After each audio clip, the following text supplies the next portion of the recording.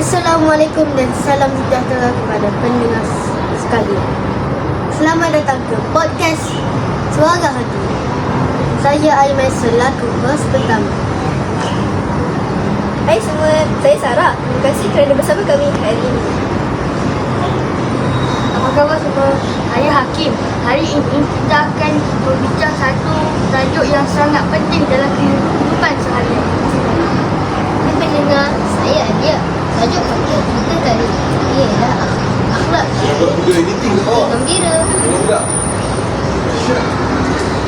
Baik, bila kita dengar perkataan akhlak baik, apa terlintas di fikiran anda semua? Bagi saya, akhlak baik ini maksudnya cara kita bercakap dan bertindak dengan sopan walaupun dalam keadaan yang bercampur.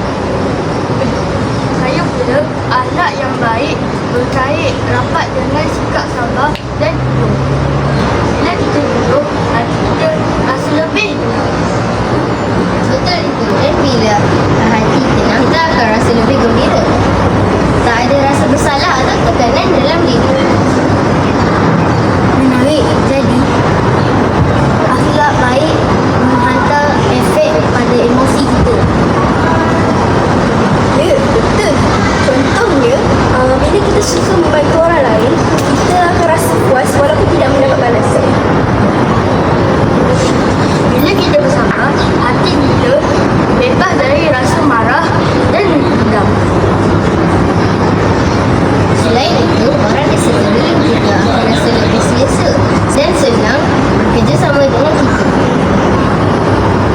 Sebagai penutup, apakah teguran anda semua kepada pendengar?